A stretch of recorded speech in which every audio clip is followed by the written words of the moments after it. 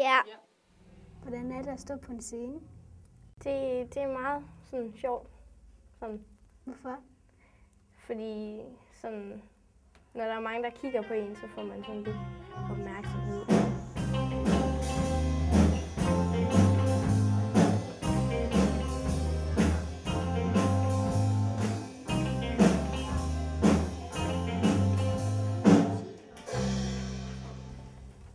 Er du sceneskræk? Nej. Hvad er det bedste ved at stå på scenen? Det er nok, når publikum klapper, og det der med at bare vise sådan noget. Okay. Hvad hedder stykket, og hvad handler det om? Det hedder Verdens bedste weekend, og det handler om 4 weekenddetektiver, som skal ud og finde sådan, den bedste weekend.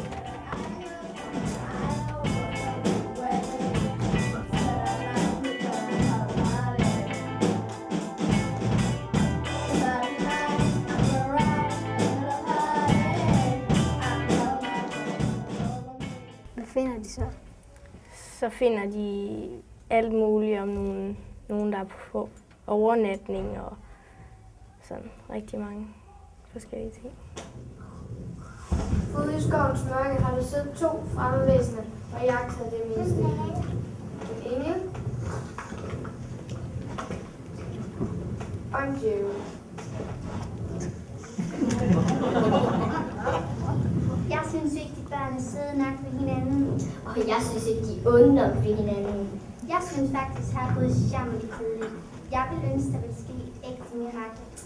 Render hop. De snakker for meget, og er kedelige af helvede til. Hvad laver du i stykket, og hvad er din rolle? Jeg står og fortæller, hvad stykket handler om, og sådan lidt, og så er jeg 3.